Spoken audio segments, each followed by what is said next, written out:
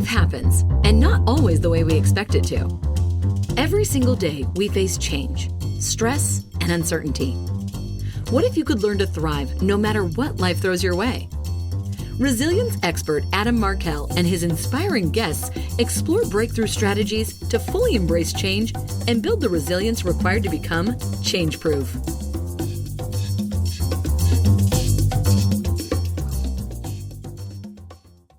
Hey everybody, it's Adam Markell and welcome back to the Change Proof Podcast. I've got an incredible guest today, an amazing guest, and a dear friend. His name is Ryan Berman. He is like a brother from another mother, and we have the same haircut, the same barber, and all that good stuff. But he is also the founder of Courageous, a think, feel, do change consultancy that's based in San Diego with more than 20 years working in courageous leadership, courageous ideas, and courageous reinvention. Ryan believes that your future is safe with change. He and I both feel that way. Ryan is a speaker, a practitioner, and an authority on the subject who has been featured in Entrepreneur, Fast Company, Inc., and Forbes. He's also spoken on the topic all over the country, including for Google, Snapchat, Kellogg's, Kraft, Heinz, Logitech, PNC, and many, many others. His book, Return on Courage, shares why companies need to unlock courage now while providing practical tips on how organizations can install courage in their people today. We're going to have a great conversation and vibe hard. So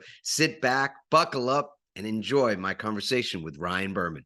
All right, Ryan, you and I are, we're definitely brothers from another mother and all that good stuff, pals. I have wanted, and I think actually we went through some logistical hoops to get kind of you and I get our schedules aligned, get this show finally up and running. So I'm thrilled for the chance to sit down with you and have a chat. And this, you and I have a lot in common. We've known each other a while, traveled similar paths and all that kind of thing.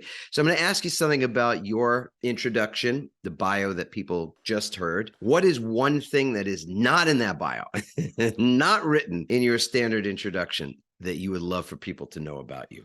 Great question. I think the answer is that I'm just trying to figure it out. As a guy that has courage, as a brand, I'm still just trying to figure it out like everybody else. And there are new things I want to create. I'm a creator.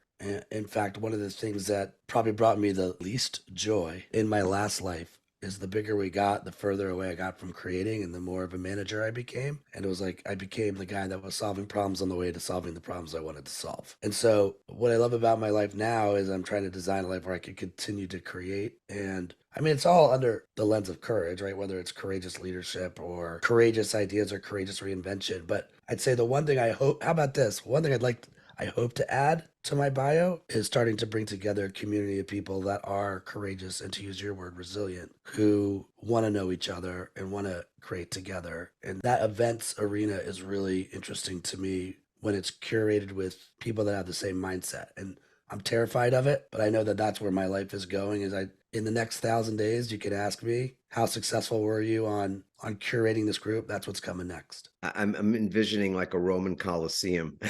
And you bring only, instead of lions and gladiators and all that kind of you bring other creative people, crazy people, entrepreneurial, crazy, courageous people together to have at it. I don't know what else it looks like beyond that. I don't think it's Fight Club. I don't think this is Fight Club we're building, but I think it's, look, it's really lonely to be the leader, and it's lonely to, you've navigated and you've gotten where you are and you feel like you finally got there. And then at the same time, you're like, well, who do I trust? Who can I trust? And can I go there? And I think there's a lot of amazing people out there that would benefit from, so I don't see it as Fight Club. I think they would benefit from hey, this is how we do it in this vertical. And originality sometimes is taking something from a different vertical and bringing it into yours. And I want those collisions to happen. But it has to be with the right people that want to make the world better and want to use their superpowers for good. Another C word, as I'm listening to you, that you just said was collision. And I met who was just until recently was the CEO and chairman of the board at WD-40, this really amazing guy, Gary Ridge. You probably know Gary, right? He's a super wonderful guy based in San Diego. And why that word collision came up for me was I remember going down to their headquarters. We were doing, I think I was being asked to do a keynote for them and talk about some workshops and stuff like that. And he said, well, come on down, let's have lunch. And we had lunch in the boardroom. And it was like no boardroom I've ever been in. The office that they constructed this building where, among other things, Gary wanted to have collision zones. That was his vision, that people would collide, literally, physically. They're kind of run into each other for the purposes of conversation, for the purposes of creative expression. The thing was studied in the early 70s, that I think the term is used, called weak ties, to describe this phenomenon where people that don't typically run into each other, don't have conversations from all ends of an organization. As a result of that conversation, that unexpected, sort of water cooler discussion, innovation occurs. 3M and lots of companies really accelerated because of that weak tie connection. I got to say, that idea, I think, has legs, buddy. I mean, you could do a lot with that, actually, colliding, the Coliseum, Yeah. but not like you say, to wipe people out, but really to, wrestle with the world, wrestle with the ideas that will change the world for the better today. And Yeah, for me, Gary, so you and I are a couple of guys that have homes in SoCal, right, which is where WD-40 is based. But I stumbled into the concept of collisions first, rest in peace, Tony Hsieh. I got to tour Zappos, which is in Vegas, and it's like, I'm sure the last thing you're thinking is, we're going to Vegas, let's go tour Zappos. I get it. But like, you can now tour Zappos, I think it's like $5 or $10. And Tony was all about collisions. He was all about, you couldn't walk the place without colliding in with a core value or a person that was living that value. That created a moment where two minds met. Maybe they didn't agree at first, but through the volleying of conversation, the best idea would percolate. I think that, to your point, that is the idea of creating space for collisions where, okay, yeah, like this is where the best idea comes from. And I think, and again, you and I, we're just having a conversation, so it's not like we've got this planned out, but I think this is the catastrophic concern of remote work. And I think the big loser here is innovation. I think the collisions aren't happening like they could. I've never run a 1,000-person company, but I've run almost 100-person company. And the thing that I terrified the most was when someone would come to my door and be like, do you have a minute? And you're like, oh shit. Okay, well, here go. I just lost 2 hours. 45 minutes it's never a minute. It's always like 45 minutes. But in that little, do you have a minute, was a collision moment, and ideas got better. Innovation got better. And I think right now our schedules is like, it's so transactional. Your calendar's like 20 minutes, 30-minute Zoom, 15-minute Teams, 20-minute Zoom. You've got blue all over your calendar. Those do you have a minute collisions aren't happening. And like I said, the losers are the companies. And honestly, I think the losers are the next generation who think that they've got it good because they've got flexibility and they're like, oh, I'm so much more productive. But what's missing is those moments to collide. And when you collide with people that really share your logic, they become mentors for you, or you build relationships with those people, and it's slow cooked, right? 3 years down the line, 9 years down the line, those people are the same people that you want to start businesses with. That's gone away for at least now. And I don't know how leaders can bring that back and be like, this is why we need to be in the office for the greater good of innovation. yeah, I mean, you said it, I was thinking it, and then it came right out of your mouth, which I wasn't surprised at all to hear. But mentorship, the collisions for innovation, get that. And what I also feel that people who have not known mentorship because they entered the workforce while this is happening, and that's a big group of people, they will not know what they've missed out on. They won't know it until, not that it's too late, but at some point when you're deep into your career, mid-career, 30s and 40s, and you didn't have that mentorship, there's a gap that will be palpable, I think, that you will wish, hey, it's like if you didn't learn numbers by wherever you could have learned numbers, like whether it was in business school or it was in math class or whatever it might be, as soon as you become someone in charge of money, and I'll just keep it in a business context, because you're the CEO, or you wouldn't become the CFO if you weren't a numbers guy. But I'm saying, if you're in a leadership role of any kind, then you don't, or you're even up and coming, wanting to grow your career, and you don't understand money math, you don't understand the way business operates, you wouldn't know a balance sheet from a bouncing ball, you have a gap. And that knowledge gap will negatively impact the trajectory of your career. And if by chance you went out on your own and started a venture, you will find really quickly that it's an impediment to the growth of your business if you just don't understand those numbers. So I think mentorship is one of those things as well, that down the road, there's a big price to pay for it. Yeah, you said something earlier I want to come back to as well. And clearly, when it comes to the remote workforce, as you said, there's this gap, they're missing something. But for those people who've started up a venture, so I'm just going to speak now to the part of our audience that are either already business owners themselves, operators, entrepreneurs, or they might want to be. Here's something we don't hear a lot of chat about, which is that if you don't have those collisions happening, if you don't meet people in the office in that way and have those ideas percolating, as you say, it also will impede or impact, let's say, the number of startups. This is my prediction. I don't know if this is right or wrong. It will impede or impact those startup formations down the road, right? Because how many guys do you know that are in the middle right now of a 7, 8, 9-figure business who met at a company that they thought, like, they cut their teeth, they learned stuff, good, bad, ugly, right? Whatever. And then they went out on their own because they met there first, right? That's what's at stake. I think that's it. It's the same thing as mentorship. Maybe this is a show about ships, kinship, friendship, mentorship, relationships. To me, until you have those moments where you are in the fire with somebody. And by the way, it doesn't even have to be like, hey, bro, or this place is messed up. It's not that. It's like, we mesh our skills, right? We share logic, but our skills match. You're great. You're the artist. I'm the operator, or whatever it might be. It's forged in the fire because the fire is what's missing. And so again, it's like, if you don't have that, and by the way, just to like for the audience, if you're like, because I'll tell you what I don't miss. I don't spend missing 25 grand a month on rent. Okay. I don't miss the price of rent. All right. I miss the collisions. There are ways to. I don't miss the commute. I just want to put my own piece in it. I used to commute 3 hours a day, literally an hour and a half to it, to and from Manhattan, from the suburbs in New Jersey where we were raising a family.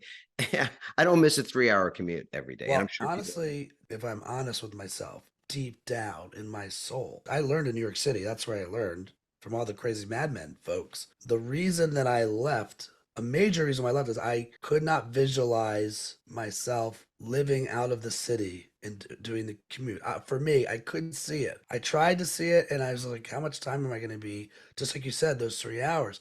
Same thing about LA. Like, I couldn't visualize myself in a car for hours. So to your point, I understand fully on like productivity. How tolerable is that commute? There are ways to do remote work where you can be intentional to make sure collisions happen. And, this is like two inspirational business leaders walk into a bar. So I always say, if remote work isn't emote work, that is the goal of the leader. If it's just remote work and you have not figured out a way to make remote work emote work, you will not. First of all, you're going to have a loyalty issue, right? But if you can make it emote work, where they're like, I love this, it's emotional, I'm going to stick around for the cause, then you can get intentional about creating, imagine you put like, do you have a minute, 30-minute session on the calendar? And it's like, look, this is an open forum. It's called Do You Have a Minute?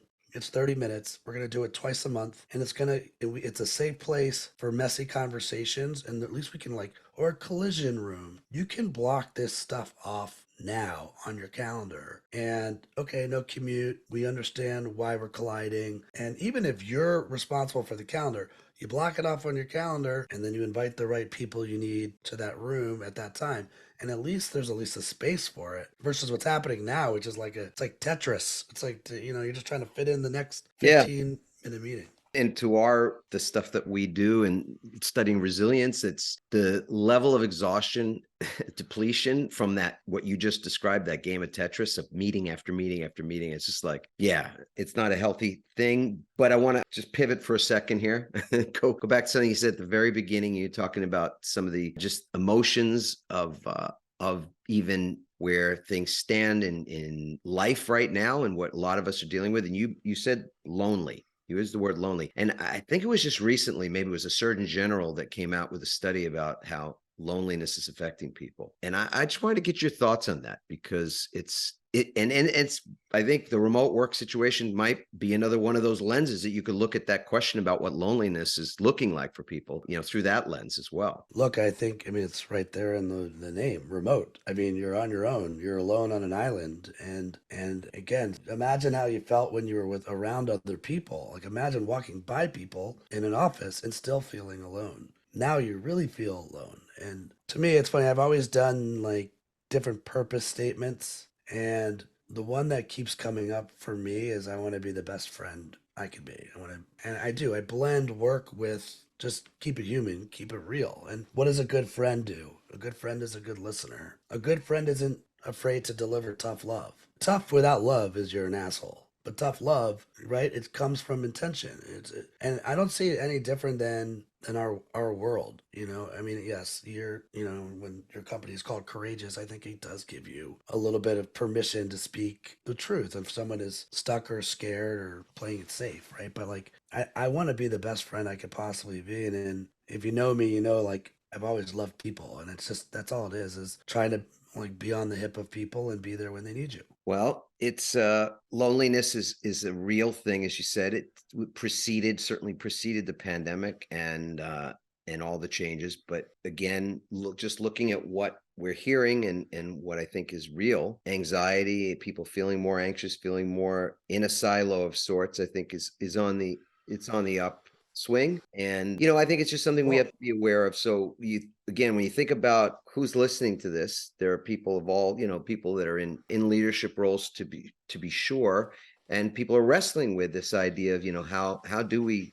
get people back in the office where they want to come in. It's not mandatory, where it's productive. It's not just checking a box that somebody's going, hey, how much we pay in rent every month to have, like 30% vacancy, places, crickets. It's a, echo chamber. And they got to get everybody back in. And there's business reasons for wanting to utilize space and all that stuff. But I think the future of work is here now. This is something was being discussed more than 20 years ago. The decentralization and allowing people more autonomy and more freedom, would be something that was more than just a perk, but would become more of a norm. And I think that certainly was accelerated. There's no turning it back now. It's just a question of where do we calibrate from here, and what does that look like? Again, and let's go back to the idea of loneliness. Like, why are people lonely? It's, if you really break it down,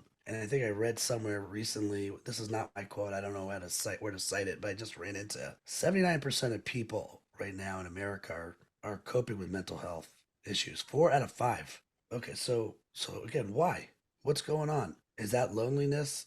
Is it not feeling like you belong to something, that you're a part of something? And so, for one, I feel like this is a great time. If I'm the leader, if I'm listening to this podcast, think about your staff. Do they want to belong? Do they want to be part of what you're doing and what you're building? Imagine your business is a nation. You have citizens of the nation. Do they want to fly your flag? Are they proud of the flag you're flying? Do they want to tell their neighbors about what they're doing? I imagine like the companies, if I'm at Patagonia, the citizens of Patagonia know, right, what the national anthem of Patagonia is, and they fly that flag proudly. If I'm at SpaceX, right, I understand that's a different flag. The citizens are there. They're passionate about being there. I think that's part of this, is as the leader, president of your citizens, why do people want to be a part of what you're building? Are they proud to fly that flag?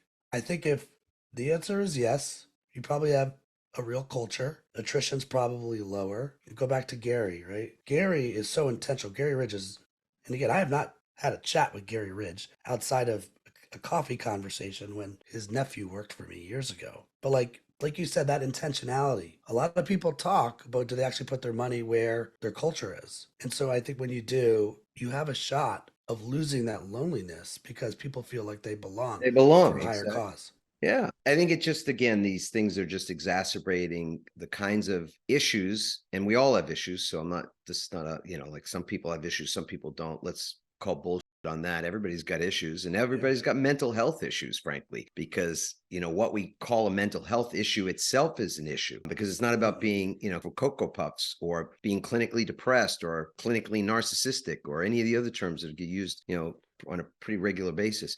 Everybody is a work in progress, to put it mildly, and everybody's just their own little brand of up. And by that, I mean, we're all coping. And a lot of the ways that we learned how to cope, we learned in childhood. And some of those things that we did learn as a result of life, trauma, etc., when we were too young to even be able to process it, even precognitively speaking, those coping mechanisms are not good in adulthood. They don't necessarily serve us. My anger as a 14-year-old who needed to deal with bullies that I had since I was 5 years old, that anger, might have served me in my 18-year stint as a litigation attorney, but it was also killing me, which led to my, needing to create a midlife pivot instead of a midlife crisis for myself. So we have to just recognize that we're all dealing with stuff, processing and working through things. And in these times, as you said, a business, an organization where people spend so much time can really be a catalyst for better health all around, better well-being all around. We can create work cultures of well-being. That's what our company WorkWell is committed to doing. That's an essential element of that. And you brought up Gary. I'll go back to the one you mentioned earlier, which was Tony Hsieh. When I became the CEO of a company, it was about the same size as yours, a little over 100 people. The first book I gave out to the entire company was Delivering Happiness. I mean, it's a killer book. It's a killer manifesto on culture, as you said, on, having people, want to wear the company logo, the company mantra, the company colors, the company flag around them. It's and that sense of belonging is a gap filler for sure.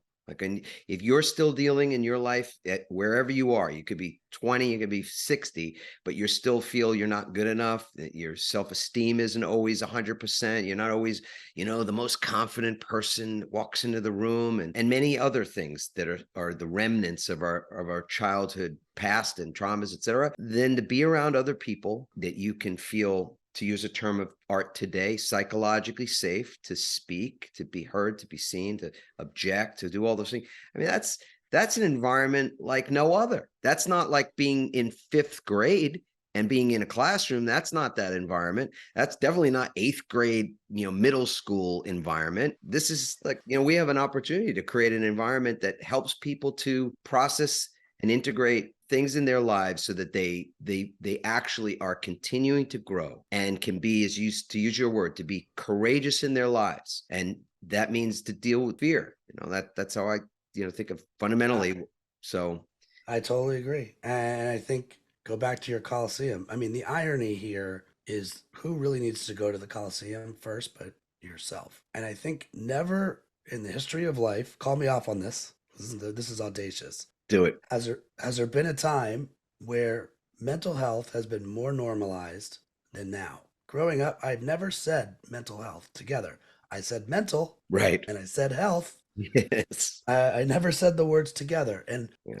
what this means is, although a lot of our kids, or a lot of the next generation workforce, have they've got their mental health is a normalized term for them. It is. Therapy might be a normalized term for them. So the real problem is for guys around my age who are probably leading companies, who never took themselves to the Coliseum and put the camera on themselves and figured out how to fix or address the shit that they've been suppressing. Or just be aware, even. Exactly. Be aware of it. And look, I'll tell you what, Adam, for the first time, for real, for the first time, someone introduced me to a possible client to run their offsite, and I was on a call with this person, and I'm like, I know I will not take this person's money because I can't help him solve the issue, because the issue is him. Isn't that interesting? It's the first time in doing this, where I was like, did I not have the courage then, to tell him that, you need to look, you are the problem. Did you say that? No. I'm not calling it. Thank you. All right. Thanks for being honest about that. Because I had a conversation just yesterday with somebody, and yeah, that's probably, it's, I'm not deflecting this. I'll just say, I don't think it's your job to do that. And I don't even know that it would have been appropriate to do that, but I just couldn't do it. I couldn't do it. And by the way, my energy went away. So here, this is how here's how you know if you're in like the right place or the wrong place. I think three types of people in the world: people you gain energy from, people who drain your energy, or people who it's like an energy maintain. I don't think energy maintain's a great place to be either, by the way. But like I got so small, like the air was gone, and I just knew in my heart, like, yeah, I know why there's a problem. It starts with the leader. And so anyone that's listening to this, yeah, get that self-awareness, as you said, Adam. Like, look in the mirror, what do you need to do to like better understand yourself? And, we're kind of full circle on mentorship. Where I missed early, when I got to New York City, I'm like, I will not fail. I will not fail. I'm like, I'm ready to go. I will live at this office. I will live here. I will not, there's no way I'm not going to be successful. And I did. Yeah, I didn't have any money to like hang out in New York anyway. It was like, where's the free meal at 7 p.m.? At the big network in New York City. But I closed myself off to mentorship until later in my life. And thank God, one of my main mentors is a guy named Steve Willite, who was hired by Steve Jobs years ago. And like the amount of courage and confidence he gives me, and he's tough love to me.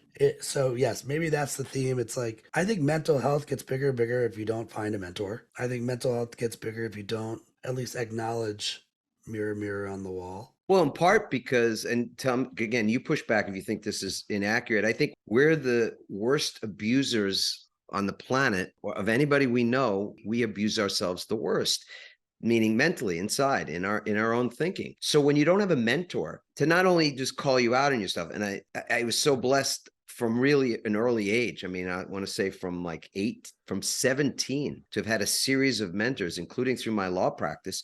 And some of them would I won't digress in this conversation to bring them up. But I mean, I look back on them, they were hysterical, and they were just what I needed. Because then I wasn't making up stories in my own head about what this stuff meant. So mentorship on one level is you're not alone. Like if you've ever, I don't know, not everybody has ever spoken to a psychologist or a psychiatrist. Probably many people have at this point. But the first time you ever speak to one, if you have recollection of it, it's like the first thing I got out of it was there's nothing wrong with me. Like I'm not unusual. My head is telling me it's like, like, why are you so angry? Oh, and nobody's as angry as me. Like, that's not true.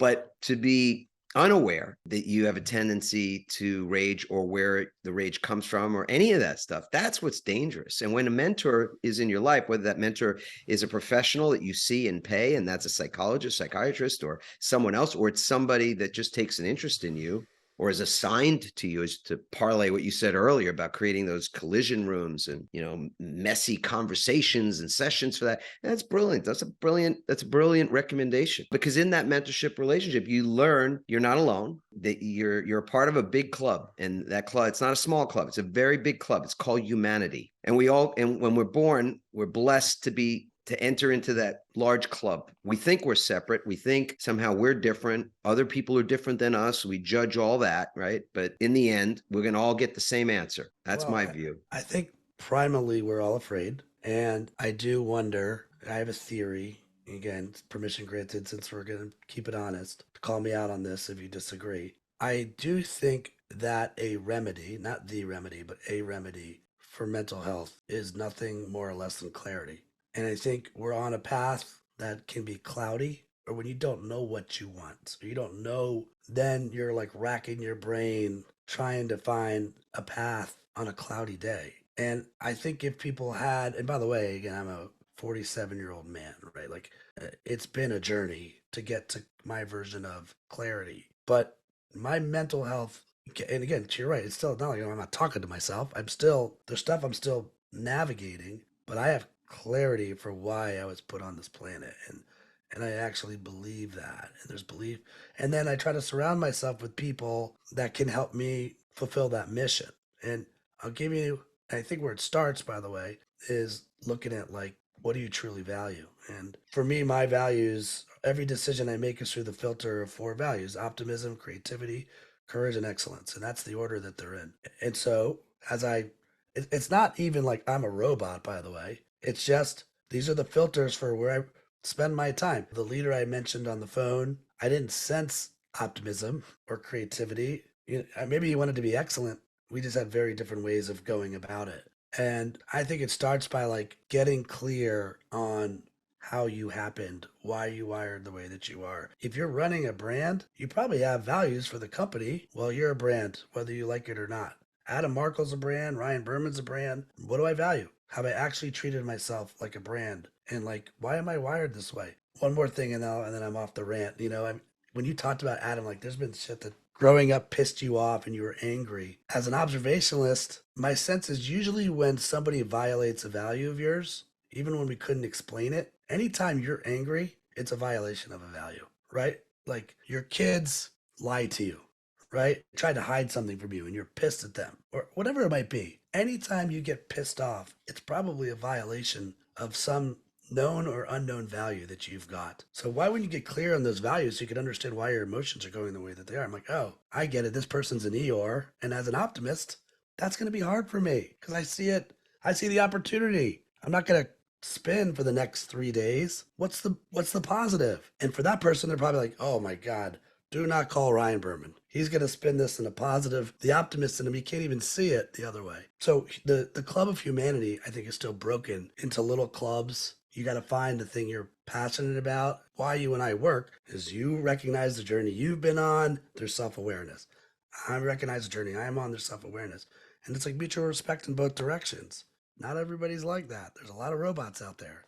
And I mean, to me, it's also about what you mentioned before, which is about energy. And so you get to a place in your life where what you really want to do is be around people who give you energy and that you can give energy to. So it's a really wonderful exchange, as opposed to, as you said, you described like an Eeyore or whatever, And to me, that is a personal choice. You get to make a personal choice about who you're spending your time with and what the purpose of that time is. We can't, as the saying goes, can't select some people in our lives. There's family and folks that that's it. And that's fine. But why isn't it a there are a lot professional of other choice? choices that we get to make, I'll say, why can't it be a professional choice if I'm a leader of a company? It absolutely can. And it ought to be. Yeah, it ought to be. I mean, when you're a leader, just what it's like. You're wanting to create a great team. And, that's either something you do consciously or without a lot of consciousness. And I think in large part, everything we're talking about really has a great deal to do with consciousness, because and that's something that at least in my own experience happens with time. It happens with age. It happens with experience. It happens with a lot of things coming apart at the seams. And, maybe in the last section of our talk here, we could talk a little bit about what does it look like when things do come apart at the seams, or there's the feeling that they might even, because I think part of what's causing those mental health challenges for a lot of people today is this just tremendous unknown, just so much uncertainty and anxiety about the uncertainty. And look, I haven't been around the maypole more times than some, but yes, I have been around that pole more times than others. And so I've seen a few things. I've watched the economy crater and gone through cycles where, it looked like the sky was falling. And I watched businesses succeed that I've been a part of, and I've watched them fail. And I've been a part of those failures, and I've been a part of those successes. So just like you, Ryan, right? We've been around long enough to have seen some of that stuff and to have gained some level of resiliency out of it. So I want to ask you about that. I want to find out how you've been resilient in your career, in your reinventions, in your life even. And that could take any number of, like we can tackle it from a mental side, an emotional side, a physical side, spiritual side, whatever you like, buddy. I think that we're back to consciousness, right? Like, I think there's a famous Japanese proverb that fear and courage are brothers. That you actually can't get to the courageous choice without first channeling it through fear. But a lot of times when things start to come apart at the seams, we're so afraid that we suppress the fear versus address the fear. And I think many leaders think that they're supposed to have all the answers, when sometimes it's about just posing the questions. And I think this is one of those scenarios. And to your point, we've both been around the block. I've gotten this wrong. I've gotten this right. I could get it wrong the next time. I think as a leader, what feels like over communicating is just communicating. And so if you feel like something is coming apart at the seams at the business, there's a way to do it where with tact and grace, that the sky isn't falling. And there's a way to do it where it's not hubris or pretend mode, that it's all figured out. And it becomes, in the sharing economy, just another thing that's shared. Usually when you surround yourself with the right people, they want to be part of the solution. They don't want to be told the solution. And it's like, this is our reality right now. It's messy out there. And I think it's coming right at it versus burying that fear, burying the thing that you're afraid of. And it starts, I think it starts there. It just starts by bringing, like, I think the more we bury it and the more time that goes by, the harder it is to recover. And you think you have to hold on to it. And that maybe that's why we're lonely, is that we're so holding on to the things that we feel are ours. And it's not about sharing the anxiety, but it is about sharing like what's at stake and what we're dealing with and what we're coping it and normalize it. Don't make it more scary than it needs to be. To me, this is part of the leader is acknowledging it can be a shared reality for all. Just do it in a way that's not the sky is falling and now it's your problem and you figure it out. No, it's a we problem. And I think that's how it starts.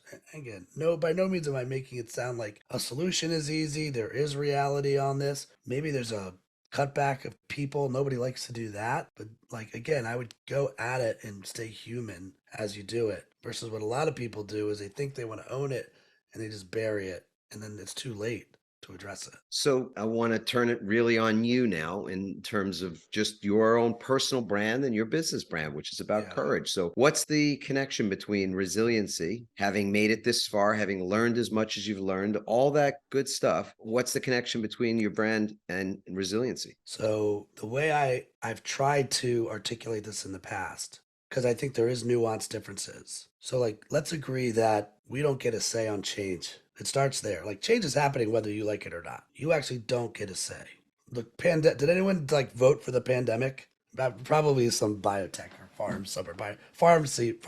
pharmaceutical might have, but realistically, like nobody wanted the pandemic. We had to, that change happened to us. I think when change drives us and we have to really see what we're all about, that is an act of resilience. I think when you drive change and you're hitting the gas and you're proactive about it, that is an act of courage. They're both great skills that are needed. There's a lot of times where you're going to have to respond and react to what's happening in life, and resilience shows up. Change drives me. How do I respond to that change? Are we just going to bury that thing? No, we're going to come together and show our grit.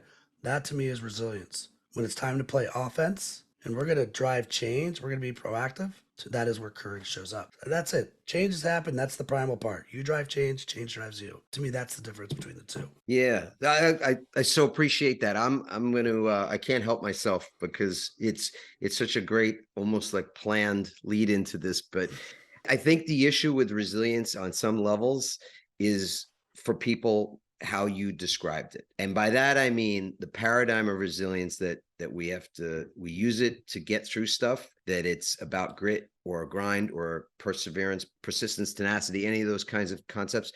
Yeah, there's an element of that that has worked for me in my life, that I'm a tenacious person, that I'm, usually not too easy.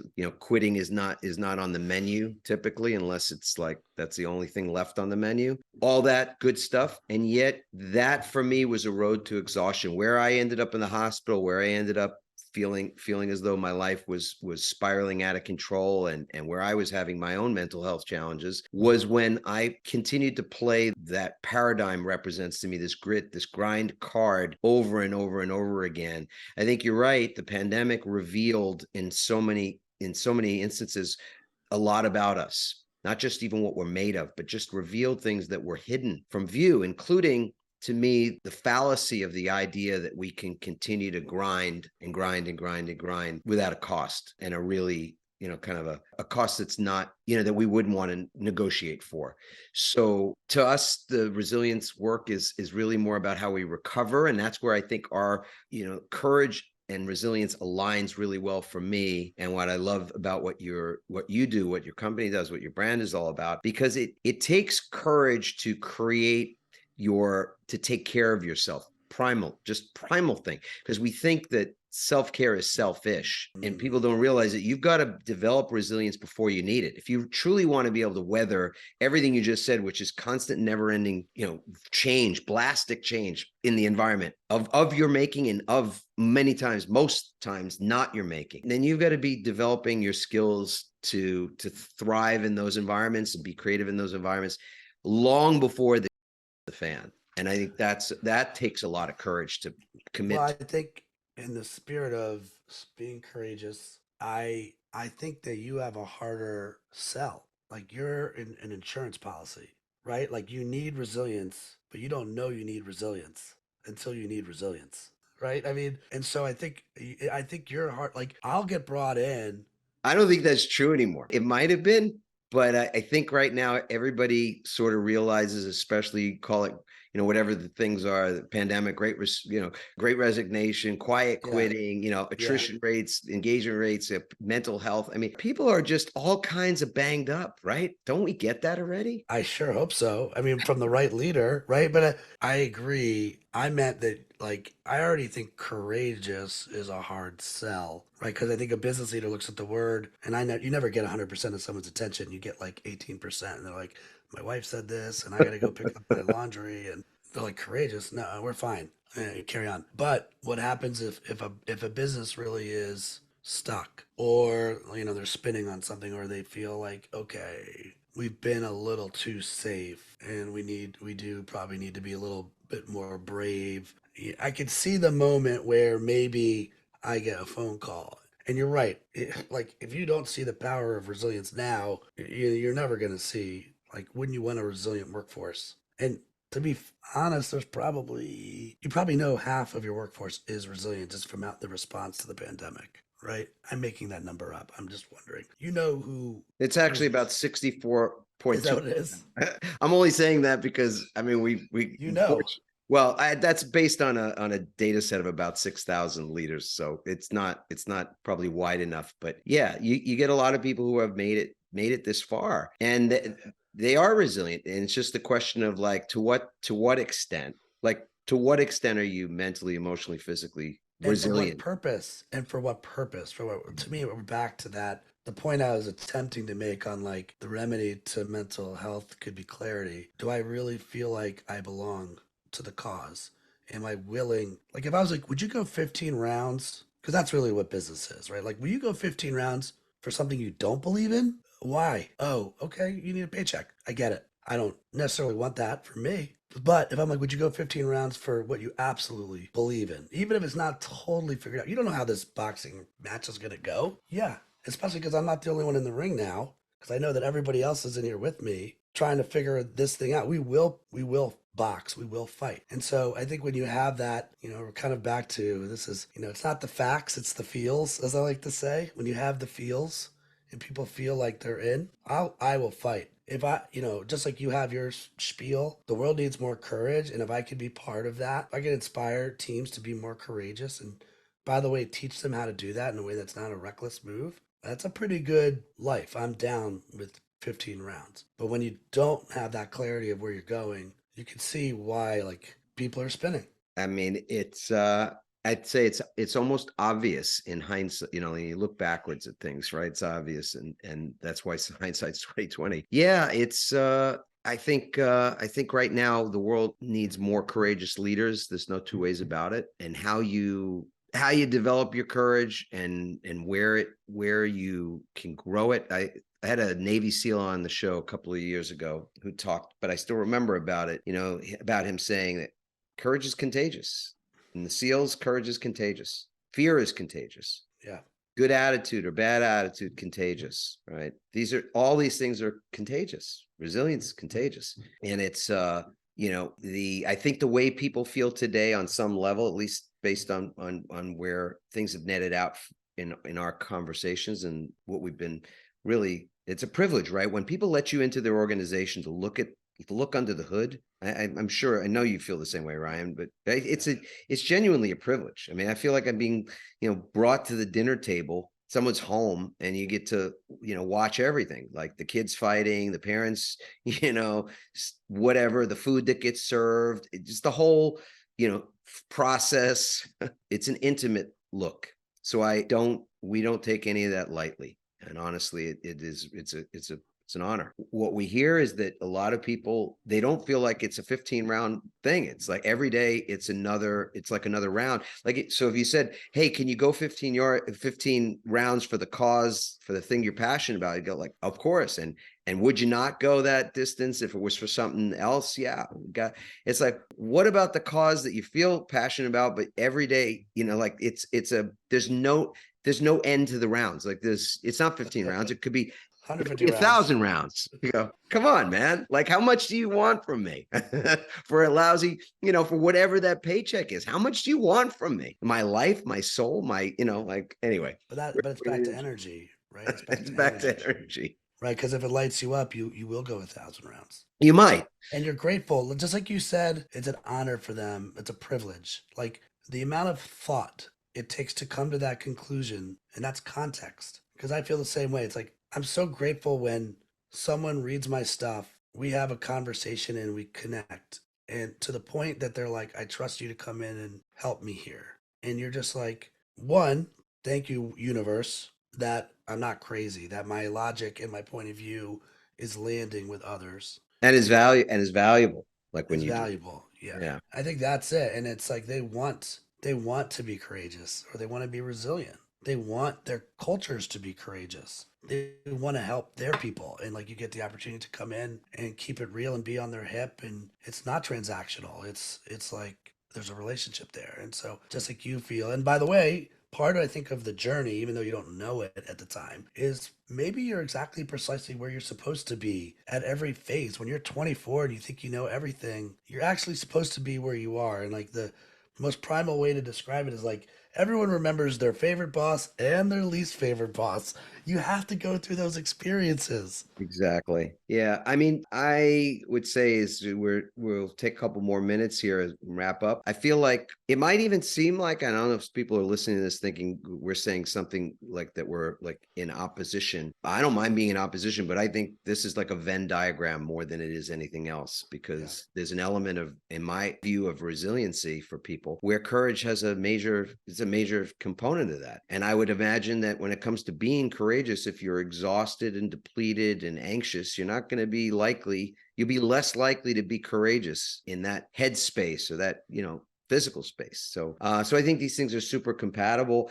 One thing, like you said, that when you have a bit more self-awareness and you able to look at things objectively speaking, you go, well, I don't want to run an organization that's just about how do I extract, what can I extract from whatever it might be, from the marketplace, from my employees. To me, that's what's depleting, and that's what's being objected to in the world. And I think, to again bring it back home to courage, what's been courageous is people saying, I'm not going to put up with that, and I'll leave and find someplace else. Of course, they take themselves with them wherever they go, and all that good stuff, right? But and they'll find problems everywhere they go. But it takes a lot of courage to just push back and go, no, I don't need to feel guilty about going to therapy. If I don't need to feel guilty about attending my kid's recital instead of being in the office past the point of what makes sense. I don't need to feel, bad that I'm not going to work extra hours, even though that might be what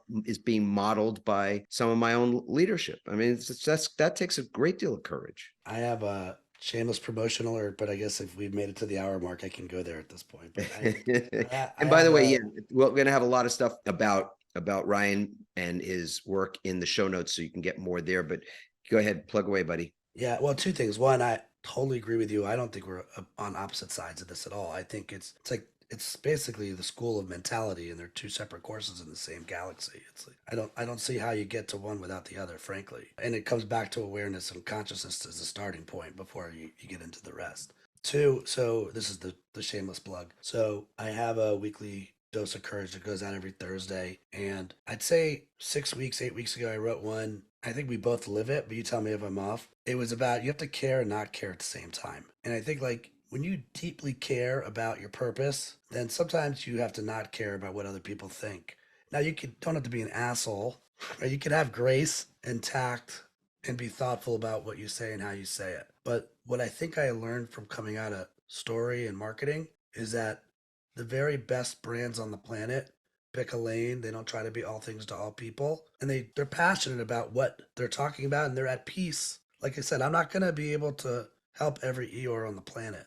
And it's an energy drain. If there's an optimist with a problem, I'm your guy. And I'm trying to like direct myself down that path.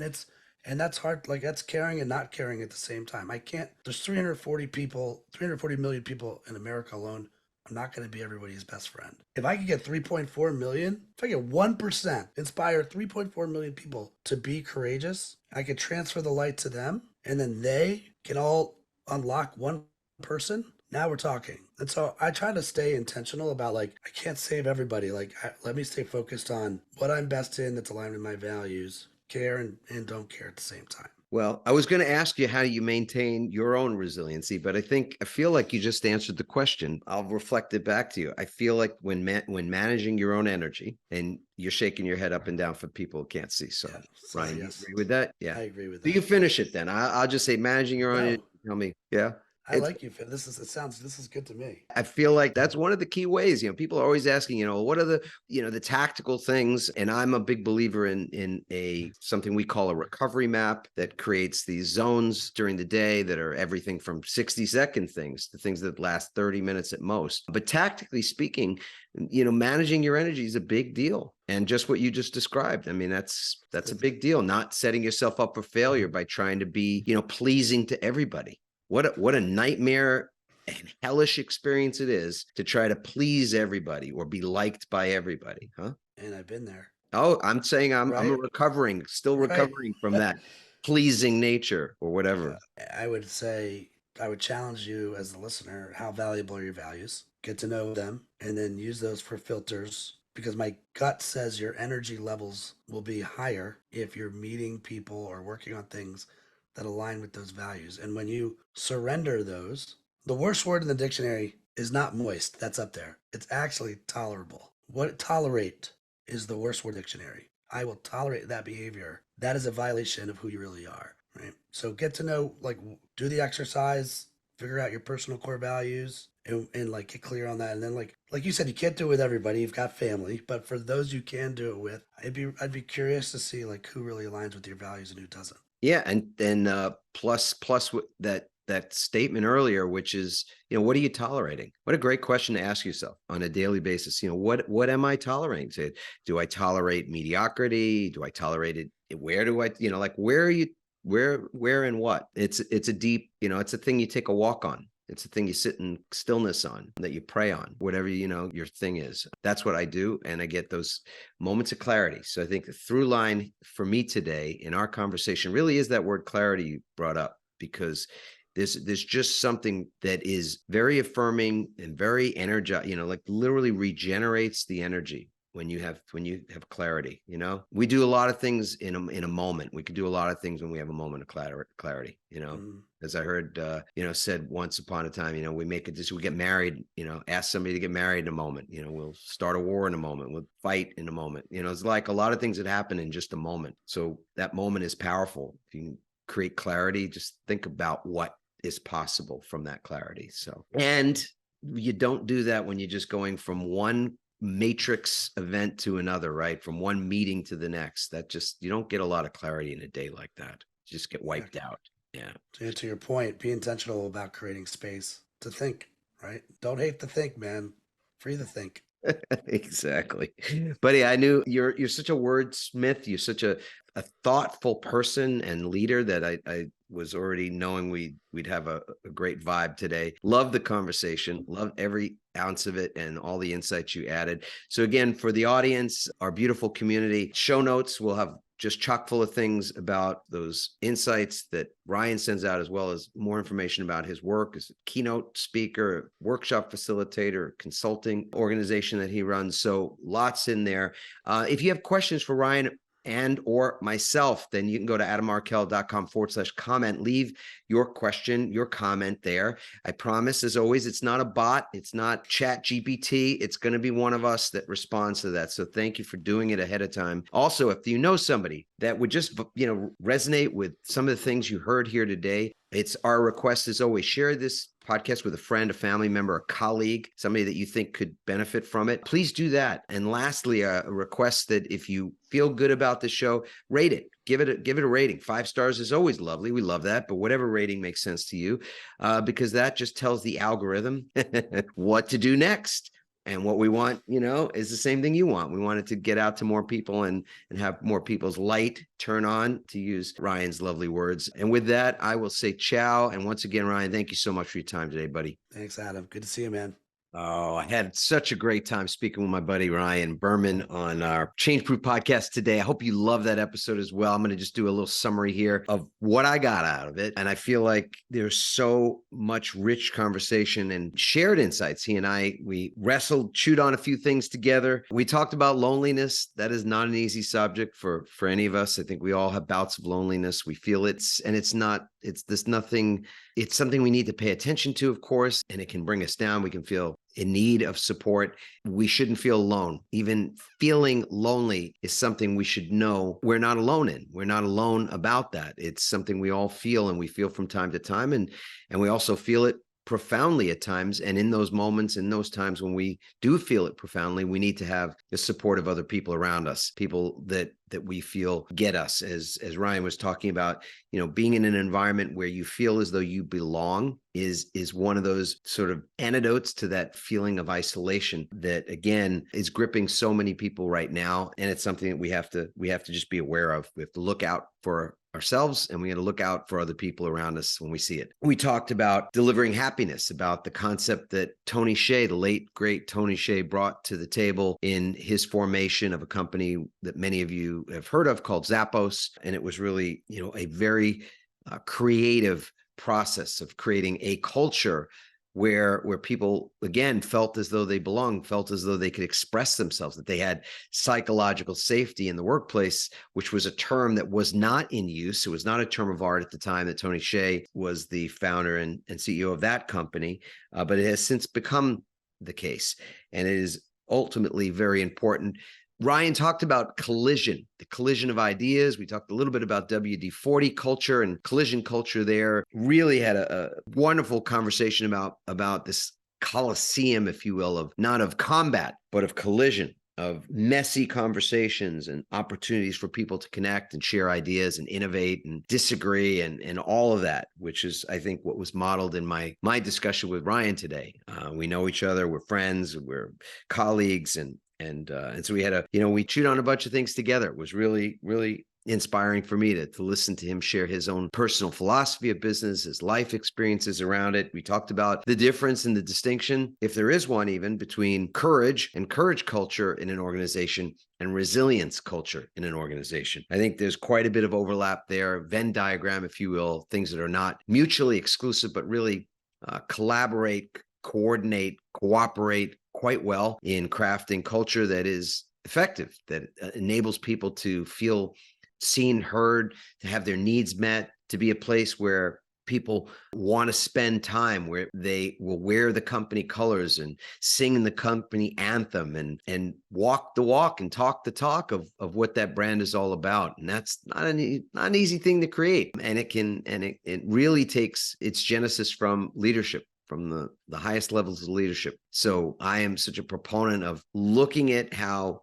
we make well-being, workplaces and work cultures of well-being, the norm and not the exception to the corporate rule that has existed for so very long. And that's the work that our team at Workwell is committed to. And that when I get out and give keynote presentations on resilience, that's what I'm talking about. How it is that we sort of debunk this myth that resilience is about endurance and how much you can grind and grit your way through challenges and changes, but rather how it is that you ritually recover so that you can go the distance, so that you always have the capacity to deal with whatever is around the corner, whatever the next wave that's breaking is, whatever the next uncertainty or unknown is that would create anxiety in the ordinary situation. But with the resilient, stress is not something we shy away from, because we have a recovery mechanism to deal with it. So, as Peter Drucker might have said, we eat it for breakfast.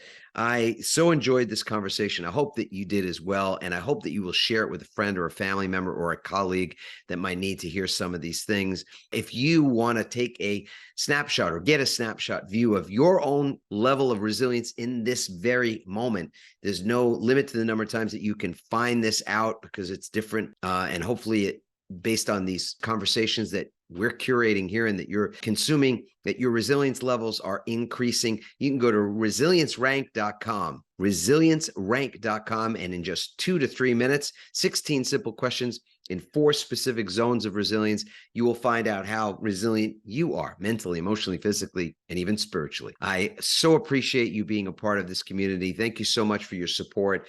If you've got questions or comments, always welcome to leave them at adammarkel.com/comment, and I'll be the one to respond to those. But for now, I'll just say thank you so much as always, and we'll see you in the next episode. Thanks for listening. We hope you now have even more tools and greater insights to build resilience and become change-proof. Remember to leave a review on Apple Podcasts, and you may be featured in an upcoming episode. For more resilience tips and strategies, including support for building change-proof teams, visit adammarkel.com. To get your own free resilience assessment, go to rankmyresilience.com.